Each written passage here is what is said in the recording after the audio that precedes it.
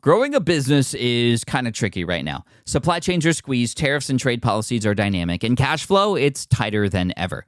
You need clarity to come out on top. Without it, you risk falling behind. If only you could hop in the DeLorean and see the future, right? Thankfully, there's NetSuite by Oracle. NetSuite has real-time forecasting to help you move ahead with confidence. This is your AI-powered business management suite and the #1 cloud ERP. Trusted by over 42,000 businesses, NetSuite brings accounting, financial management, inventory, and HR all under one roof. It's your single source of truth, giving you the data and control you need to move quickly. And with AI built in, you can automate the busy work and focus on strategy. NetSuite helps you see what's stuck, what it's costing you, and how to pivot fast. If I were running a business with a lot of moving parts, I'd use NetSuite for full control over everything. Tame the chaos with NetSuite. If your revenues are at least in 7 figures, download the free ebook, Navigating Global Trade, 3 Insights for Leaders at netsuite.com/SPI. That's netsuite.com/SPI. Congrats, your business is doing great. All your hard work is paying off, but you need help like now, and you have to hire fast. How can you hire amazing candidates quickly? Easy, just use Indeed. When it comes to hiring, Indeed is all you need. Stop struggling to get your job post seen on other job sites. Indeed sponsored jobs help you stand out and hire fast. And with sponsored jobs, your posts jump to the top of the page for your relevant candidates so you can reach people you want faster. And it makes a huge difference. According to Indeed data, sponsored jobs posted directly on Indeed have 45% more applications than non-sponsored jobs. One of the things I love most about Indeed is that it has one of the largest databases of job seekers, giving employers access to a wide range of candidates. And with job alerts, I get notified when new candidates apply. And with Indeed sponsored jobs, there's no monthly subscriptions, no long-term contracts, and you only pay for results. So how fast? Well, in the minute that I've been talking to you, 23 hires were made on Indeed, according to Indeed data worldwide. There's no need to wait any longer. Speed up your hiring right now with Indeed. And listeners of this show will get a $75 sponsored job credit to get your jobs more visibility at Indeed.com/smartpassive. Just go to Indeed.com/smartpassive right now and support a show by saying you heard about Indeed on this podcast. Indeed.com/smartpassive. Terms and conditions apply. Hiring, Indeed, is all you need. The perfect product launch. It's the goal for every brand marketer. High heat, fast sellout, and fans posting recipes like trophies. What do Sydney Sweeney's soap drop, Taylor Swift's tickets, and your next launch have in common? Well, they're not bought, they're bragged about. Fanfare turns your drop into a moment. Fanfare cues real fans, blocks bots, and builds launch experiences worth screenshotting. Want hype without the heartbreak? Get Fanfare's 5-step hype drop playbook with our proven success formula and make your next launch unforgettable at fanfare.io/playbook. Again, fanfare.io/playbook. This is the Smart Passive Income Podcast with Pat Flynn, session number 256. Let's get productive. Here we go. Welcome to the Smart Passive Income Podcast, where it's all about working hard now so you can sit back and reap the benefits later. And now your host. He once wore Nike and Adidas clothing at the same time. Pat Flynn. Still using a copy-paste website? Break the template trap with Framer. Whether you're overwhelmed by traditional site builders or frustrated with cookie-cutter designs, Framer gives you the freedom to create a site that's professional, polished, and uniquely yours. Framer is the design-first, no-code website builder that lets anyone ship a production-ready site in minutes. It's free to start, allowing you to browse hundreds of pixel-perfect templates or even design something on your own on a totally blank canvas. Add bold animations like appear effects, text effects, parallax scrolling, scroll animations, looping animations, and much more in seconds. The built-in AI handles the heavy lifting, generating starter layouts, and can even translate your entire site to any language. Ready to build a site that looks hand-coded without hiring a developer? Launch your site for free at framer.com and use code SPI to get your first month of pro on the house. That's framer.com, promo code SPI. Framer.com, promo code SPI. Rules and restrictions may apply. Running a business means legal questions are inevitable. Is this contract or agreement solid? What can I do if a client won't pay me? Am I set up properly for taxes? Well, rather than trying to navigate all of this on your own or searching endlessly online, imagine having a law firm on your side without the high hourly rates. That's exactly what Legal Shield's small business plans offer. With Legal Shield, entrepreneurs get access to real legal support, contract reviews, collection letters, guidance on business formation, and even help handling IRS audits. Members can book consultations, upload documents through the app, and work with a provider law firm that understands small business laws in your state. You also get proactive help on tax and trademark questions so you can stay ahead of legal risks. And if a client delays payment, Legal Shield can send professional collection letters to help you recover what you're owed, all for a fraction of what traditional attorneys charge. Go to LegalShield.com/SPI or call 833-570-9980 to learn more and get big business legal support without a big business budget. That's LegalShield.com/SPI. What up, everybody? Pat Flynn here. Thank you so much for joining me today in this session of the Smart Passive Income Podcast. We're continuing our theme of the month here in March of 2016, and that is prioritization and productivity.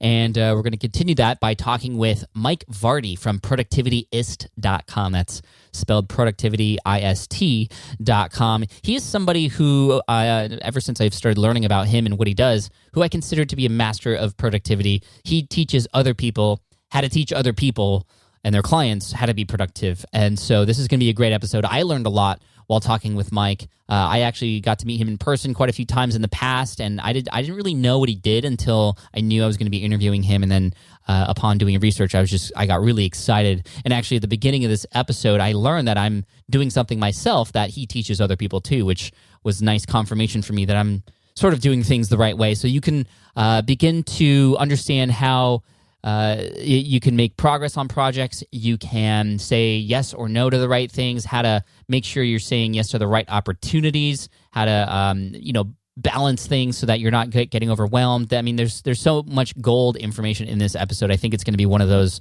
episodes that I refer to time and time again in the future. So here he is. This is Mike Vardy from Productivityist.com, and make sure you stay till the end because he has a cool little freebie for you. So here he is, Mike Vardy from Productivityist.com. What's up, everybody? I'm so happy to welcome Mike Vardy to the show. Mike, thank you for joining me and everybody else listening today on the Smart Passive Income Podcast. Thanks for being here. Thanks for having me, Pat. Really appreciate it. I'm super stoked because your business and your website, it's called Productivityist.com, and I highly recommend everybody go there. I think productivity is one of those topics that we all could obviously use some coaching and some help on, and it's something that we're always focused on too because there's so many tools out there, there's so many methods, and I want to dive into this topic and ask a pretty hard question to answer, and that is how do we best approach the work that we do to be the most efficient person possible? Let's just start there, and then we'll see where it goes. Sure, that's a big question to unpack, but we'll start there. I think that one of the big things that people do when they're trying to get all the things done that they really need and want to do is that it's important to kind of give your brain a break and give yourself these waypoints that your brain can connect to. That's how I teach productivity. When I teach productivity, I want to personalize it as much as possible. So one of the things I do is I recommend that people, they theme more of their days and their weeks and their months and things like that. So that way, when they start off their work day, instead of saying, oh, it's Monday, let me look at the list of all the things I need to do, and it looks like a giant laundry list, they instead have a theme for each day that says, okay, Monday is administrative day. Okay, well, let me look at all the administrative tasks that I need and want to do. Mm-hmm. And so you're segmenting your list down so that instead of giving your brain a way out of into that resistance mode, if you ask yourself, hey, what do I need to do next? Oh man, that list could be infinite. But if you say, well, it's Monday, Monday's admin day, okay, well, what do I need to do in that category? So I think it's really important to start to segment your to-do list and your tasks. And again, using your calendar and a task management application or a day planner in tandem is a real great way to do that because, again, your brain can only hold so much information. And your brain is meant to be the idea generator. I throw this phrase around a lot. Your mind is meant to be a factory, not a warehouse. And if we start to really, kind of keep all these things in our head and don't have these quick triggers that our brain can look to say, oh, well, here's the path forward. We're gonna struggle with moving things forward. So I think that's one place that I like to start, and it works with a lot of the clients I work with, and it works for people that are from the stay-at-home parent to the CEO. Everyone's going to have their own personal approach to it, but if you start to break things down and give yourself these triggers, you can go a long way. I really like the themed idea, partly because that's what I use, and I didn't know that was like a way to do it until I started doing it. And I was like, wow, this actually is helping me with my approach to each day and deciding whether or not I had I end each day considering if it was a win or a loss. That's been really helpful for me too. And having it be around a certain theme helps me achieve a win more often every single day. And so that I'm glad you started with that because I think that we all have so many things going on. And now, let me give you the overview of what my themed days look like, just so you know. And I think I've shared this on the podcast before, but a good recap for everybody just in case. So Monday, I approach Monday as my writing day. And my team knows this, I know this, and I go in and I open up a Google Doc that's already ready for me. That is something that we had decided I was going to write a while back, because we have these planning meetings and we look ahead in our editorial calendar and whatnot.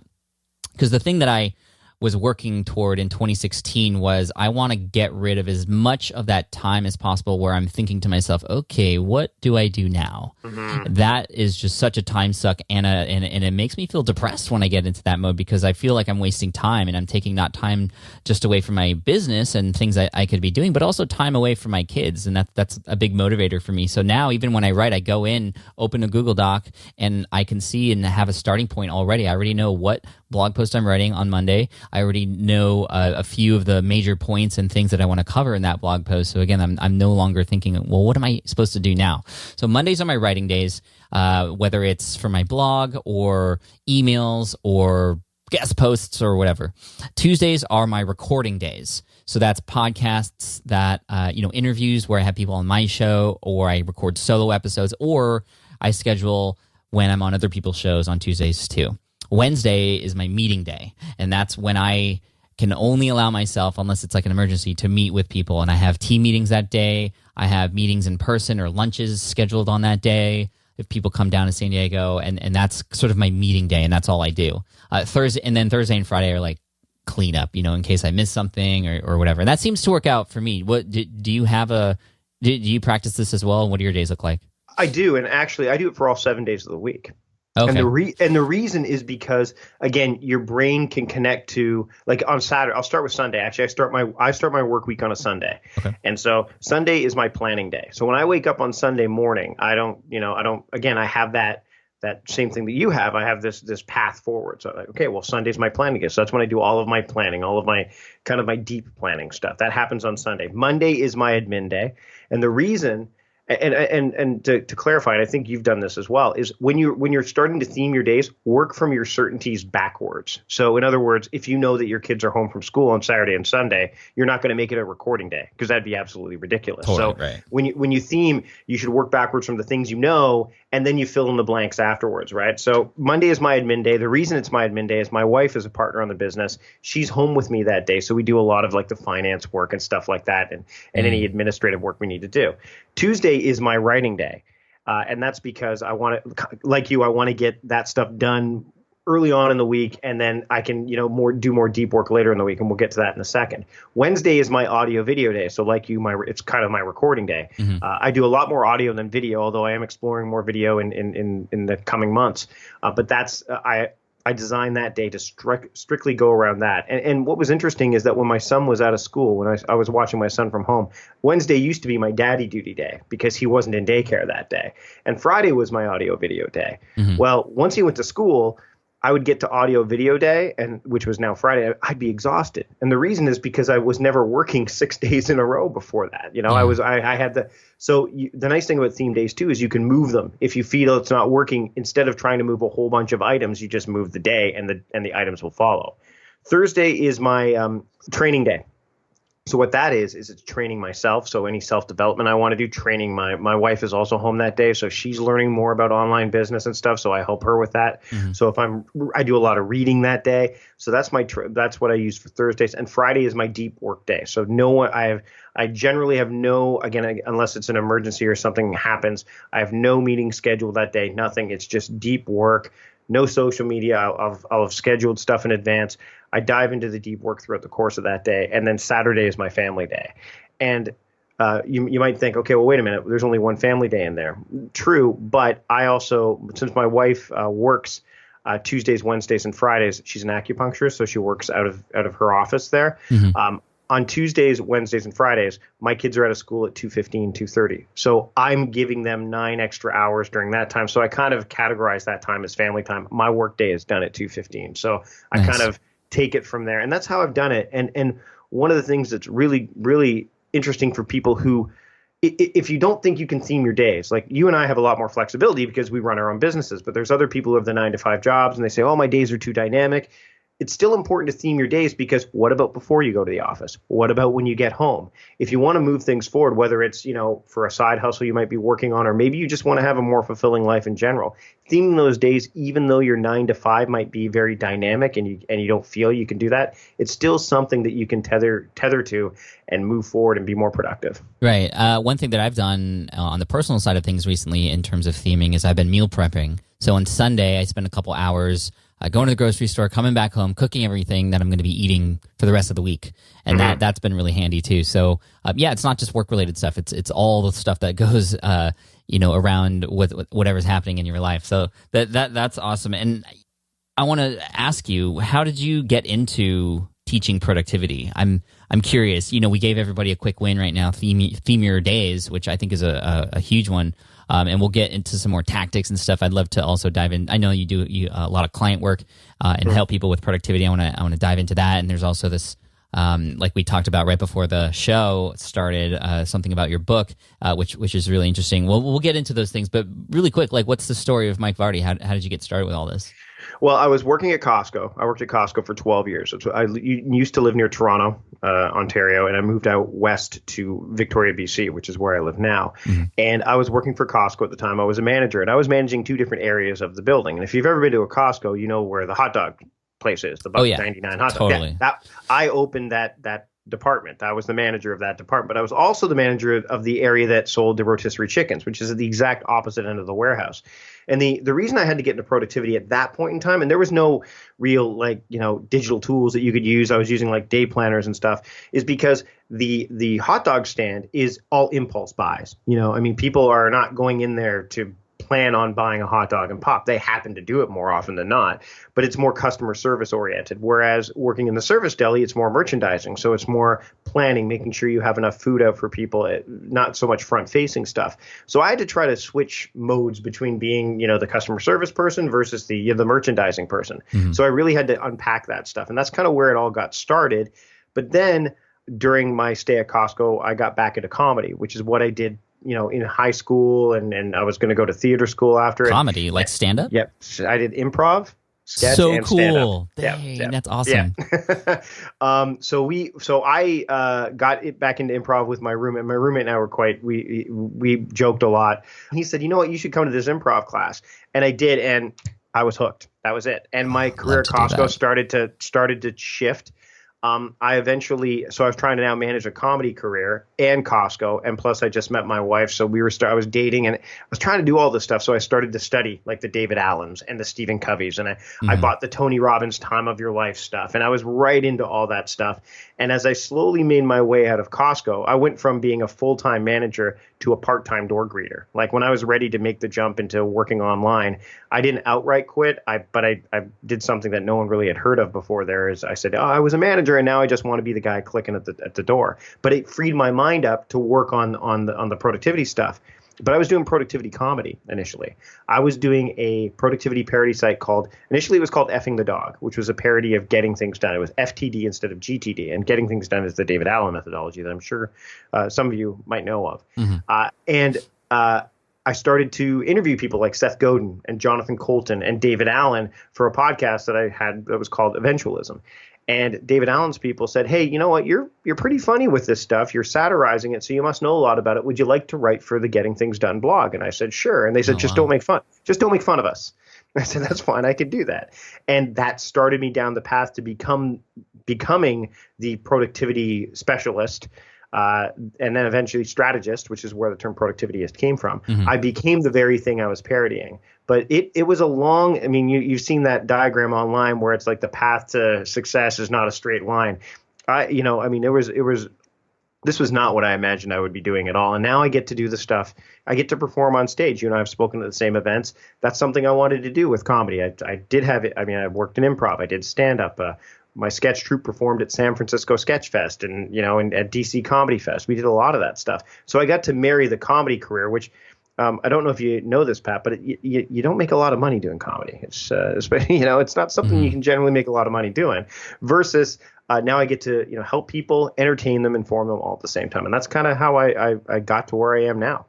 Nice. Well, thank you for that Costco-sized sampling of your life. Bam! Terrible. I'm sorry, everybody. But anyway, no, that's super cool. I didn't even know that backstory behind all that. And now, again, Productivityist. So productivityist.com is where you can find Mike Vardy. Mike, how would you define productive? What does that really mean to you? So productive means, to me, the term productivity is intention plus attention. That's how I look at it. So, a lot of people will say efficiency and effectiveness. I think that the way you want to be productive is you have your intentions and you want to make sure you have ways to pay attention to them.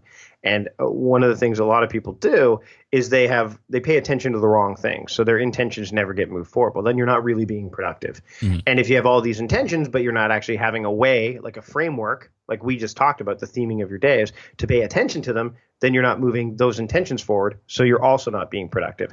So to me, being productive means marrying your intentions with the right amount of attention. When you work with clients, what is the number one thing that is holding them back from being productive in that definition? They are overwhelmed by the amount of inputs coming at them. So email, assignments from other people, possibly even the environment that they're in, a lot of meetings, things like that. So they're feeling overwhelmed, and they just are basically, a lot of them are using their email inbox as a way to manage their tasks, which is one of the worst things you can do. Right. And a lot of them are just feeling that they don't have control over their day. And so they let that go. They say, well, I've got this job and I'm working 9 to 5, and I guess this is just the way it is. And it doesn't have to be that way. So when I work with them, I show them, hey, here's how you can, whether you want to just get through today, which is where you start with the idea of the daily map, which is one of the aspects of the now year method, which is what I teach, or you want to have the bigger vision where you talk about the 3 words for your year, and then you go into monthly theming and stuff like that. I can work both ways with clients. And it allows them to kind of say, oh, you know what? I can deal with the things I need to do. I can decide on the things that I ought to do and ought not do, and then ultimately do more of what I want to do. But it involves like kind of putting some frameworks in play, because frameworks are what foster freedom more than anything else. Yeah, I mean, we talked about the frameworks and the themings of the week already, and mm-hmm. I was going to follow up what you had touched on this already with, okay, it's great to kind of come up with this framework, but in the day-to-day, we get bombarded, like you said, overwhelmed with all the other people's attention that they want from us. And so how do we even start to balance that? There's so many things. Where does one even start to begin? Is it simply cutting one off from certain things, or is it actually theming when you answer your emails and allowing other people to kind of poke at you when they need things? How does that all work? It's all dependent on obviously the situation. That's why I teach personal productivity, because there's a lot of people that they feel that they have to, the pull of email is too alluring for them based on the work they have. But email is a great place to start, because you said you block out time to answer email. I would say yes. You have in your task list, like, I'm going to check email at this time and this time and this time. If you can do that. If you can't do that, then there are tools out there that allow you to delay the sending of emails, or so if you want to check email, say I've got one client, for example, who deals with email throughout the day, and then but only sporadically, and then at night they go home and then they answer all the emails they need to, but they use a tool called Boomerang to send it out at the next morning. And the reason they do that is twofold. Number one, they can have the focus and attention to deal with the emails responsibly at that time of night. They're not getting overwhelmed by all the interruptions. But number two, they're also setting a boundary to say, hey, even though I'm answering this email at 8 o'clock at night, I'm sending it at 9 in the morning. So that way, Bob on the other end doesn't see that you send an email at 9:30 at night and figures that you're available at 9:30 at night anytime. Because there's a lot more messaging and communication than just, true. You know what I mean? Yeah, I was considering the fact that Bob might not even be awake at that time to receive the email, and then it would get lost. Right, but there are a lot of people I work with where they are literally addicted to email, and they will answer email at 11 and 10 o'clock, even earlier. And plus there's time zones, right? Like if you're working online like we are, I mean, you've got people that are in Australia or the other side of the world that are up at the time that, it's 11. And I know you used to be more of a night owl like I am now. I'm a night owl. Mm-hmm. If I send emails at, midnight, and I schedule them I send them at that time, I'm going to have people responding. Yeah, so it's about setting those boundaries. And I think that's ultimately what you want to do, is you want to assess your situation. And that's what I do with clients, is say, okay, what are acceptable boundaries? One client I worked with yesterday, he checks his email, but what he does is he has 3 blocks of time that he'll schedule his emails to go out. So if he answers an email at 8 o'clock, he actually has it scheduled to go out at 10. And then anything after that first email check will go out at noon. So he has like this different schedule. So that way he's able to deal with the flow of email that he has coming in. And another thing that I've worked with people is, look, your inboxes are they're overflowing in a lot of cases. And again, we're focusing on email here in particular, is a lot of people just leave things in their inbox, which is basically like saying, I'm going to not bother, I'm not going to bother opening it. It's like, it's a big mystery every time you open up your email. Well, all I've had clients do is just like we do with theme days, is I had them create 7 folders, 1 for each day of the week. Maybe if they don't answer email on weekends, 1 for each weekday. And all they do is they look at their email in their inbox and they say, am I going to deal with this now or am I going to deal with this later? If you're going to deal with it later, okay, am I going to deal with it this week? If so, what day of the week am I going to deal with it? And you drag it to that day. And so it's getting more deliberate and more intentional with these kind of inputs. So that way you're not spending more time, say, examining things. You're actually spending time executing. I think that's what we need. What a lot of the clients I work with, they end up going from that examination phase, like just spending time looking, and actually go into the execution phase. Nice. One of the things that I love is when I can feel that rhythm, right, and that flow. You're just in the groove, right, and things are going well. And then there are, like we just talked about, bad interruptions, things that we're like, we know immediately that this isn't something we should be doing at the time when we should be doing something else. But then I think the more evil is of the interruptions are the good interruptions, such as new opportunities. So, for example, you have these themed days and things are going well, you're in the rhythm, and then boom, some incredible, you've been working hard, you've been producing, and all of a sudden it opens up new opportunities, which then actually get in the way of that rhythm and then actually start to decrease your productivity and your efficiency. And how does one even deal with that? Because, as we're trying to improve, as we're trying to get better, and for obviously people who are listening to this, they're building their businesses, they're getting more exposure, building their authority. That's going to open up new opportunities, which are great, but not everybody should latch onto those immediate opportunities all the time. How do you help people balance those opportunities that may actually get in the way of the things that we should be doing?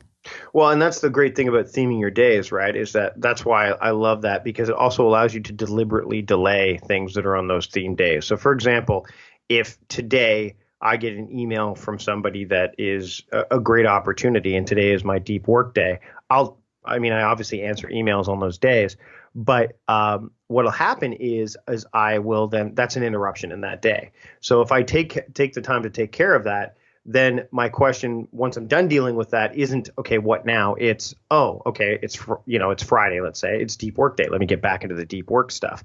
So I think what people need to do is, if they have these good opportunities that come along, is, you're going to have those interruptions that come up.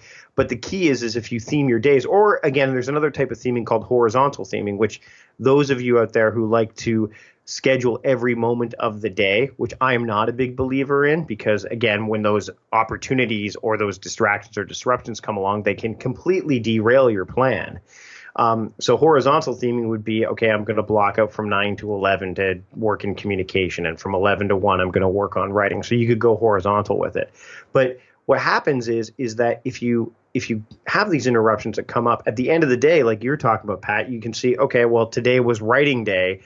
Oh, I got all this writing done today, but there's 3 bits of writing I didn't get done today. I guess I'm getting it done next Monday in your case, right? So it allows you to have a place to put it, instead of you going, okay, well, I'll do this tomorrow or the next tomorrow or the next tomorrow. And then all of a sudden the tomorrows pile up. Another tactic that I teach people, and I think that this helps with those good opportunities, is a lot of people work by project, right? That's how we've been trained to work, is, we get into a project, and when we work by project, it's kind of like if you were to go you plan your meals for the week, like you said on Sunday. It'd be like you going into the grocery store and shopping by day of the week, as opposed to by department of the grocery store. I mean, you're not going to go to the meat department 5 to 7 times. You're going to go there once and gather everything up. Same thing with produce. Well, when we work by project, we're doing the thing that you would never do in a grocery store, because you're going to pick up the phone and call somebody. Then you're going to write a blog post. Then you're going to send an email. Then you're going to jump into ConvertKit and add a newsletter or whatever. You're going at all these different phases. Whereas if you work by mode and you say, okay, I am now in my theme day is writing, and I'm feeling, let's say you've got low energy, and I've got 5 different categories of modes, and we can talk about that a little bit here, or a little bit later, but you could say, okay, I'm feeling rather drained right now. I'm feeling low energy, okay, well, let me look at all the low energy things I can do that are in my writing theme day, and maybe that's when you're going to send emails or do social media. So you give yourself, again, these waypoints so that your brain can connect to these things quickly.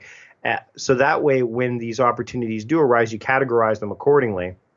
And you can say, okay, this is a new opportunity. I'm going to call this, a new opportunity. I'm going to label this new opportunity mode. You can actually schedule that, or you can block time out for that depending on the day of the week that you want to focus on it based on your theme. So it does scale out, but I think that's what happens. There's a lot of people, they get caught up and they don't have a plan for their day. And then when these disruptions come up, good or bad, they have no way to bring themselves back to what they were doing in the first place. And because of that, they don't feel that they can take advantage of those opportunities should they come along. And better yet, they don't know what to say yes or no to in the first place.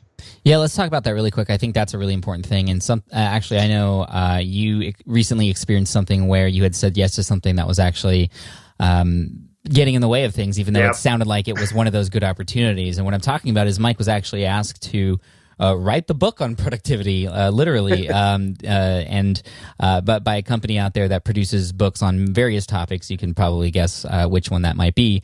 Tell us how that went and why it's not going anymore. So I was approached. I was basically handed a book deal, which I've worked for one, and I've had published books before, but this one was kind of just, it fell into my lap, and I was flattered, and I thought it was a great opportunity. I weighed the pros and cons. The pros definitely outweighed the cons at first blush. And I didn't I didn't take the time to disconnect and assess everything else that I had going on. Productivityist is growing. I've got a family that, my daughter's playing sports now. There's a lot more stuff going on, a lot more moving parts. And I made the decision to write the book. And, it was a very accelerated timeline with this series. It generally is. And as I got into the process, I found that other things started to fall by the wayside. And you notice this too. It's actually funny. Our mutual friend Chris Ducker talks about burnout. Yeah. And I saw the signs of it happening. But you don't want to let anybody down. Like, what were those signs? I was getting flustered. I was my theme days were falling apart. And again, if you have a framework in place and it starts to fall apart, you know that you've put too much in there. Like, you just know that I wasn't able to. We've been trying to bring on somebody to help for a while. I kept pushing that off. So I kept pushing off those things that were going to have higher yield impacts down the line. I wasn't critically thinking well enough. I was basically just, I was cranking widgets more than anything else. And I was standing, I was basically pacing around it. I was doing a workshop in Cincinnati, and there was a bunch of stuff going on in my head, and I just basically stopped and said, I can't do this anymore. This is just too much. The timeline's too accelerated. I'm not enjoying the process of this. And I just turned around and I called my wife, because you don't make. I made one mistake, which was when I quit Costco. I actually quit without telling my wife initially. It was fine. It worked out. But that's a lesson learned. You make decisions with your partner. And so I called her up and I said, this is how I'm feeling. And she said, you know what?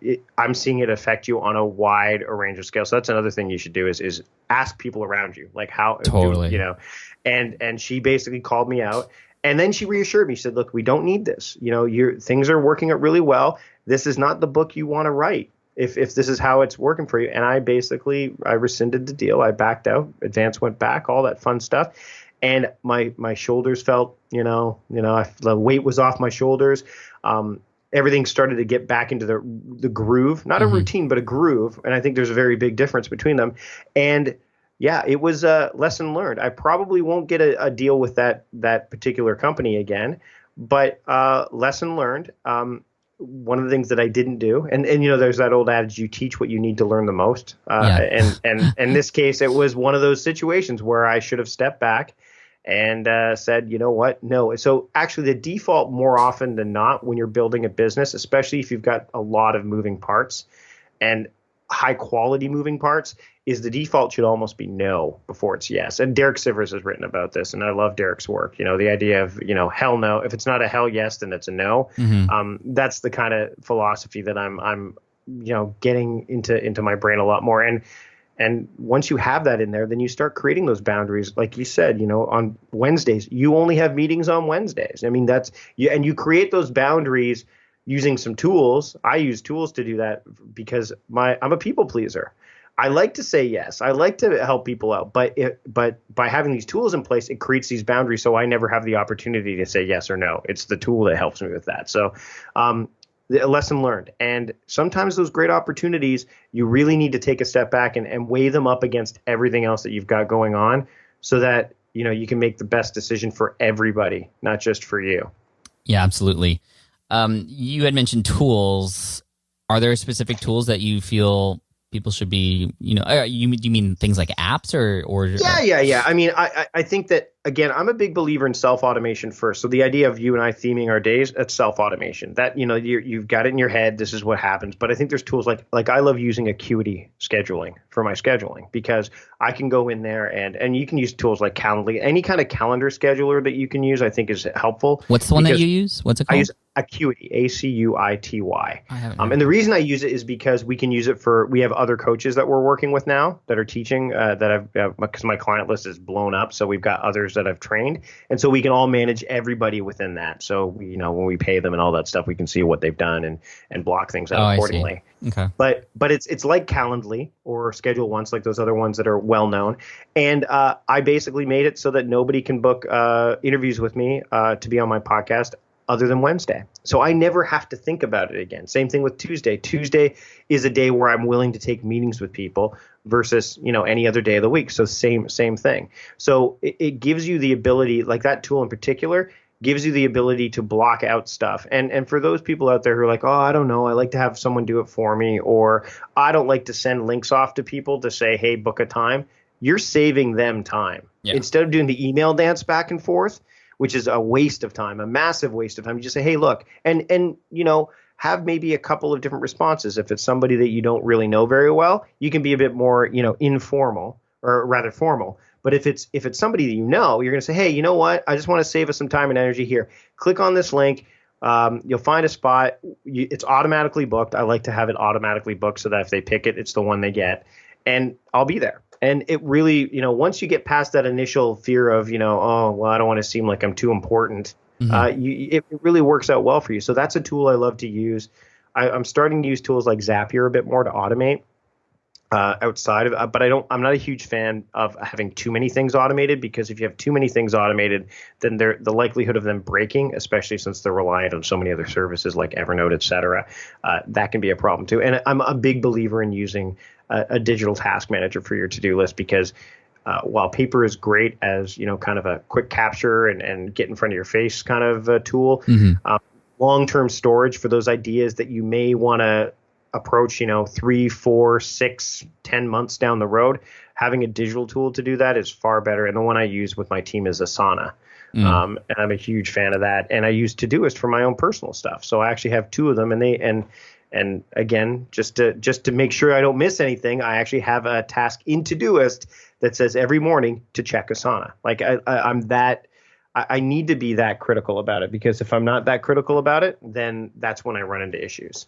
Right. And you need to be honest with yourself, for those of you listening, with, what really you need help with. I think a lot of people often feel like they don't want to get these tools because they feel like they can do it themselves, or they're copping out because they're letting a machine do it. But really, it's something that can help you improve your life, because when you think about it, it's something less that you have to think about, so that you can think more about something else. Well, yeah. I mean, there are things that I have in my digital task app, like put up Christmas decorations. I have that repeating every single year, because the only other time I would think about it is if I drive by somebody's house and I see Christmas decorations. I'm like, oh, I should put those up. I never want to have to think about that stuff, like you said. Yeah. Another thing that I know from my own personal experience, both working 9 to 5 and also as an entrepreneur, is that is a really big time suck that is not productive at all, or it wasn't, at least for me in the beginning, were meetings.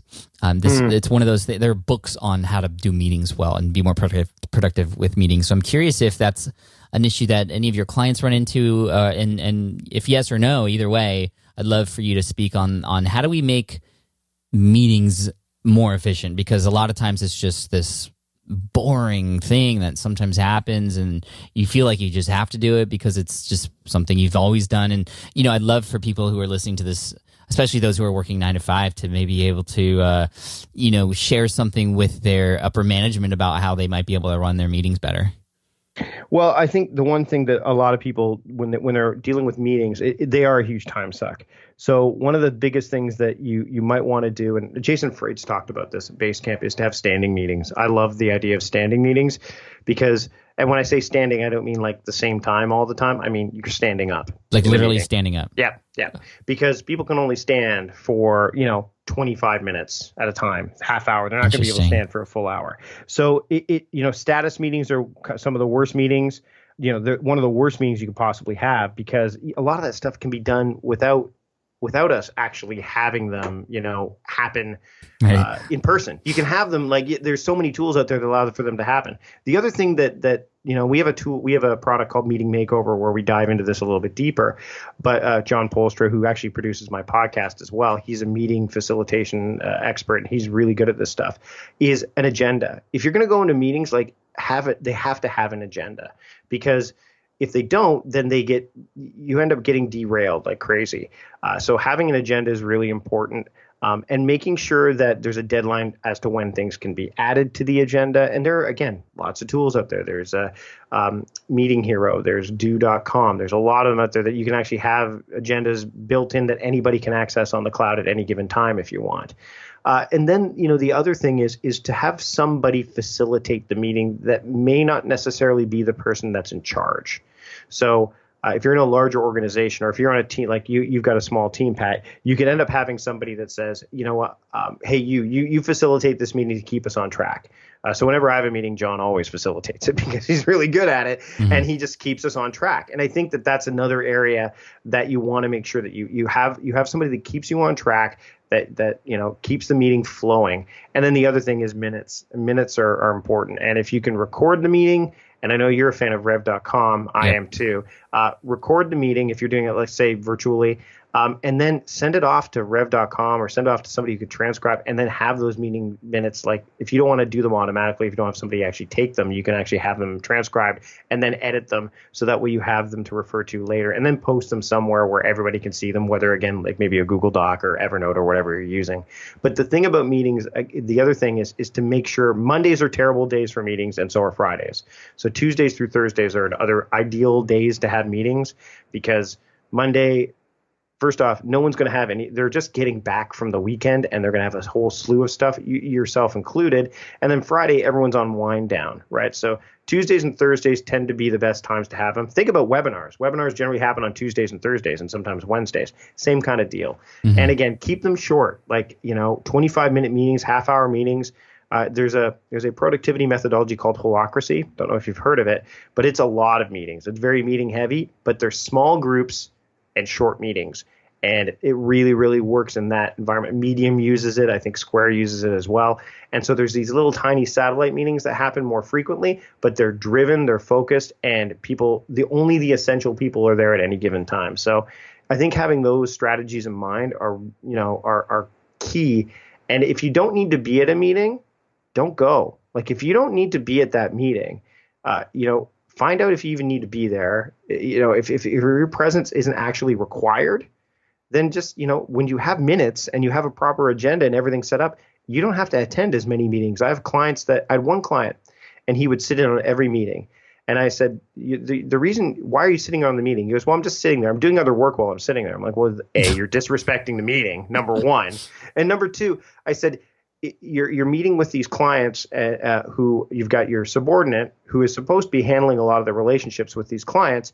And if you're in there all the time, when things go, a bit awry, and you actually need to be in a meeting, the impact of the meetings you actually need to be in is lessened. So I would make it so that you're not in any of the meetings unless you need to be. And then when you show up to a meeting, everyone's like, oh, this guy's here. We better, the heavy is here, right? You know what I mean? So it's about being intentional. Again, being intentional about what meetings you attend and being intentional on how long these meetings are going to be and intentional about what needs to be discussed. And then being intentional, making sure that the stuff that gets discussed gets reported. Love it. So for everybody out there listening, the next meeting that you have, just be conscious, think to yourself, do I really need to be here? And maybe just stand up. Just stand up and set the example, whatever you want to do. But anyway, the last thing I want to talk about is, Mike, how would you tackle a brand new project that you're working on? What are some things that you can do before you even start working on that project to set yourself up for success? How do you put those kinds of things into your existing framework or schedule? What are some of the things you can also do to just keep yourself moving forward, especially when you start to do the work in the beginning, it's fun, but then over time you're like, man, this is a lot of work. And then you start putting other things in its place. Yeah. For me, when it comes to projects, one of the things I've done is I plan my year out well in advance. In fact, I start my new year in September because I like to mirror it after the school year for the kids because the kids are out in July and August. So basically my year starts in September. So I'm almost halfway done my year at this point, my 20s. Nice. But what I do is the way I orchestrate what projects I want to take on is I have what Chris Brogan calls the 3 words, and I choose 3 words for every year. And if I want to take on a project before I actually decide to take it on, I assess it based on the 3 words. Will it hit 2 of those 3 words? If it doesn't hit 2 of those 3 words, I just shelve it. And shelving it means not putting it in, say, Todoist or Asana. It means leaving it in Evernote, like in the idea. I've got like this idea bucket in Evernote, I have one and of it those just sits there. Yeah, it just sits there. And every time I do my planning for the year, I go back in and review it. And I have a task again in Asana that says review idea bucket, and it only comes up once every 6 months or so, because I don't want to overwhelm, especially when you're working with a team. You don't want to throw. In my mind, these ideas that I have, I don't necessarily want to overwhelm people with them because a lot of the people that I work with initially don't know how to use, let's say, Asana or any of these other tools, and they just see this big, mess of stuff, and they're like, "What does this all mean?" So the other thing I do is I theme my months. So in addition to the daily theming process, so for example, if I'm doing online writing on Tuesday, and I'm not sure what I'm going to write about, I look at my monthly theme and I say, this month's theme is this. So this is so let's say I'm working on my Now Year course. Okay, well, I'm going to write stuff related to the Now Year course. Mm-hmm. So I always have these higher waypoints, and they go into Asana as projects. So each monthly theme has its own project, and it's almost like a top level project. And then I have section headers that break it up. But that's kind of how I assess it, and that's how I work through it. So I plan, again, because I start my year in September, I'm probably about 4 months ahead in a lot of ways. It's kind of like how I deal with being a night owl. When people ask me, when do you get the stuff that the early risers get done? I say, well, I get it done the night before, because if I don't, then I'm behind. So the other thing I do is I just dump, like for my monthly themes, or if I have ideas that come to mind, I just basically do a brain dump of all the tasks that might be associated with it, because that's the only way you're going to get a sense of what's involved with the project. Really? So if you just put down like write book, well, that's not going to be really helpful, right? Like, okay, well, what do I want to do? And I've gotten better with this thanks to yourself and other people that are really far more experienced in the online, like how to communicate and market better. The tasks I've had to add, like do a launch. I'm like, okay, well, there's a 20-step process to that, which, you never used to, but you have to think all that through, because as a writer or as a content creator, it's not just I make content and leave it. There's so much more to it. So that's kind of how I work through all my big projects, personal and professional. I will sit down and I will, and I use 3M products to help me. Like when I'm actually mapping this stuff out, Pat, I've got these big sticky notepads that 3M makes. Mm-hmm. And I actually write down like the monthly theme on the top of each one of them. And I'm looking at this on a big wall, and I write down all the things that could fall into that monthly theme. So it kind of gives me a broad, and I take a step back and I look at it and then I bring it forward. And I've got this, it's called the big idea experiment or whatever. And it works out that way, where I can see all this stuff and then I capture it into the appropriate tool. If I know it's going to fit with with 2 of my 3 words for the year, it goes into Asana. And if it doesn't, it sits in Evernote. And I have a Spark file in Evernote that's deep and long, and that's where I go to find writing ideas. And it, when I break down projects, I think it's really important that you break them down to their smallest component, because then I attach modes to them, of course. Like I was saying, I've got 5 different categories. So if it's something that I know is going to take me, it's going to have to be something I work in ConvertKit. I have a ConvertKit mode. So that means I do all the stuff in ConvertKit at once, as opposed to jumping back and forth. So it's been an evolving process, but the biggest thing I can suggest to everybody is when you have a project, ask yourself, how big is this project? And if you have a task, ask yourself when you write down the task, like write book, that's not a task, that's a project, and break it down to its smallest components. Man, Mike, that was awesome. Thank you so much for that. That's going to be really helpful for a lot of people, and it's a great reminder for me too as I move into the new year here. And by the time people are listening to this, it's going to be 2017, and they're probably going to be starting or hopefully close to starting their major projects for the year. So this will be very handy to them. Mike, thank you so much. Again, I'm sure we could talk for hours and hours and hours about a whole bunch of different things together, but obviously we want to be mindful of people's time too. But before we go, where can people go and find more stuff from you? Well, the best place to go for everybody listening today is go to productivityist.com/Pat, because I talked about the categories of modes. I've talked about theme-based work. You'll get a primer on the Now Year method, which is the productivity approach I teach to clients and that others I've taught to teach to clients at this point. So nice. That's exclusive for you guys there. And I'm also at Mike Vardy on the Twitter and at Productivityist on Instagram. So that's productivityist.com/Pat. Cool, man. Thank you so much. I appreciate it. It's been a pleasure, and I look forward to following up with you at some point in the future. Thanks so much, Pat. Had a great time. Thanks. All right. I hope you enjoyed that episode with Mike Vardy from Productivityist.com. That's Productivityist.com. And again, if you want to check out that special offer, he has a free download to learn even more about kind of his system, his framework, and all those kinds of things. Go ahead and go to Productivityist.com/Pat. So, that's where you go. Also, if you want the quick and easy way to access all that stuff, just go to smartpassiveincome.com/session256. That's how you'll get to the show notes and the resources, everything mentioned on this particular topic. It was a great episode. Thank you, Mike. Again, I appreciate your time and just sharing everything for everybody else out there. I also want to thank today's sponsor, GoDaddy, for sponsoring today's episode. You know, they have a mission to radically shift the global economy. They've been helping millions of small businesses and independent venture-ists, if you will, with just giving them the tools they need, the people to transform their ideas and the insights, and obviously the ability to get cheap domains, which is really important. Obviously, if you're getting a new business idea off the ground, you want to get that domain name and reserve it.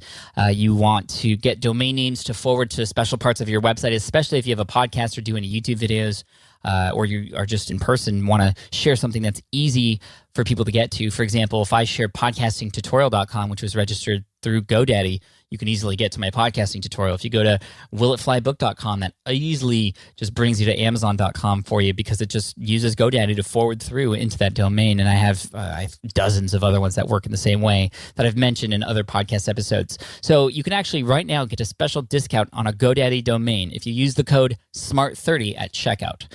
You can get that for all new purchases with most things. And so once again, that's GoDaddy.com. Use the code SMART30 for 30% off. It's March now. It's a time that we can start to check in with ourselves to see how we are progressing with the goals that we set for ourselves for this year. So do a mental check with yourself before we finish up. I just want you to do that exercise.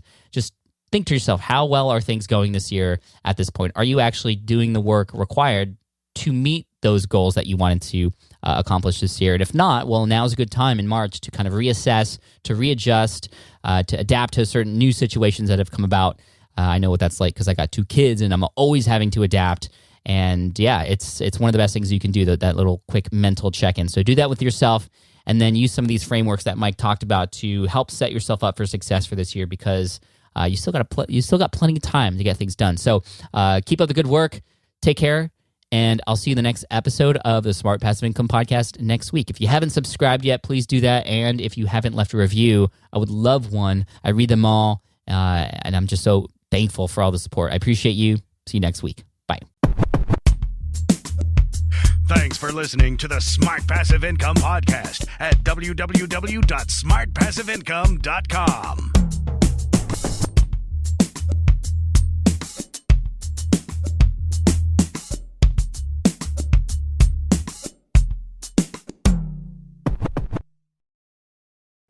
More people dream about building their own business and being their own boss rather than retiring early. But a majority of them never even take the first steps to register the business. Why? Because starting a business can feel overwhelming. With legal forms, paperwork, finances, it's a lot. And that's where Taylor Brands comes in.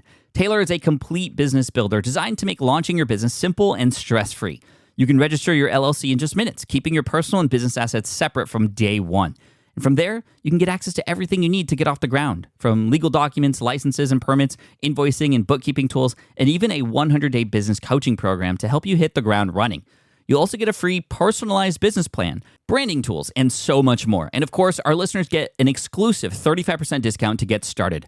Just head to taylorbrands.com/SPI. That's TAILORBRANDS.com/SPI. Stop dreaming, start building with Taylor Brands. Hey, fellow podcaster, does this sound like something you've experienced? Record your podcast episode on one platform, download the files, edit in another app, then fire up a different tool just to create these social clips. Well, it can be clunky, time-consuming, and frankly overwhelming, especially for creators trying to grow. And that's why I'm excited to tell you about Riverside. Riverside is the all-in-one platform. Record, edit, and repurpose your podcast content all in one place. You just log in, record with your guests no matter where you are in the world, and just like that, studio quality audio and high resolution video. We use Riverside here at SPI as well now. With built-in AI, I can automatically clean up my audio, saving myself so much editing time, and it can even auto-generate clips to make promoting the show a breeze. And with Magic Clips, I can grab the best moments and repurpose them as short-form video, perfect for YouTube Shorts, TikTok, or Instagram, without re-recording a thing. So if you're tired of juggling tools and want a faster, simpler way to create and scale your content, it's time to try Riverside, built by creators for creators. Just go to smartpassiveincome.com/Riverside and use code SMART to get 1 month free on the Pro plan. That's smartpassiveincome.com/Riverside, promo code SMART.